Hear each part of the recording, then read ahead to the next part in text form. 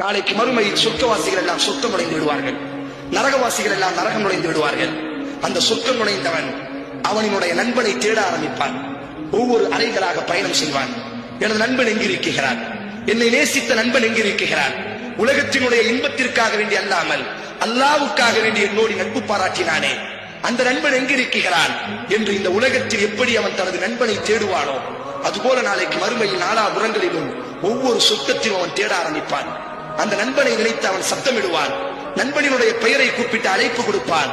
இப்பொழுது அல்லாஹ்விடத்தில் அவன் பேசுவான், யா அல்லாஹ், நான் உலகத்தில் சதீக் எனக்கு ஒரு நண்பன் இருந்தான், அவனோடித்தான் எனது காலங்கள் பயணமானது. யா அல்லாஹ், எனது இன்பங்களில் எந்த இன்பத்தை விட்டும் அவன் பிரிந்ததில்லை. யா அல்லாஹ், எனது துன்பங்களில் எந்த துன்பத்தை விட்டும் அவன் விலகியதில்லை. யா அல்லாஹ், ஆனால் இந்த உயர்ந்த சொர்க்கத்தினுடைய இன்பம் எனக்கு நிரப்பமாக இருந்தாலும் எனது நண்பன் இல்லாமல் இந்த இன்பம் முழுமையடையவில்லை. யா அல்லாஹ், எனது நண்பன் எங்கிருக்கிறான்?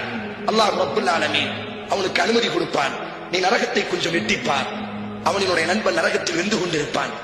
ஆனால் அவன் கண்டுகொள்வான், என்னோடி பயணம் செய்த நண்பன், எனது இன்பங்களுக்கு தோள் கொடுத்த நண்பன், எனது சோதனைகளின் பொழுது எனது கண்ணீரை துடைத்த நண்பன், நான் தவறிலே விழும் பொழுது பல நேரங்களிலே எனது இடுப்பை பிடித்து பாதுகாத்த நண்பன். ஆனால் ஏதோ ஒரு பாவத்தில் இப்பொழுது அல்லாஹ் அவனை நரகத்தில் வென்று கொண்டிருக்கிறான். இப்பொழுது அந்த அடியான் அல்லாஹ் கூடி பேசுவானாம். இமாம் ஹசன் பஸ்ரி ரஹிமஹுல்லாஹ் குர்ஆனினுடைய ஒரு வசனத்திற்கு இந்த விளக்கத்தை கொண்டு வருகிறார். யா அல்லாஹ், சொர்க்கத்தினுடைய இன்பங்கள் எனக்கு நிரப்பமாக இல்லை, எனது நண்பனோடு நான் இந்த சொர்க்கத்தில் பயணம் செய்தால் மட்டுமே எனது இன்பங்கள் நிரப்பமடையும், முழுமையடையும். யா அல்லாஹ், அல்லாஹ் அவனோடு பேசுவான், நீ என்ன நினைக்கிறாய்? உனது கண் குளிர்ச்சி அடைய வேண்டுமையானால் நீ எதை திருப்தி அடைவாய்? யா அல்லாஹ், எனது நண்பன் நரகத்தில் வென்று கொண்டிருக்கிறான்.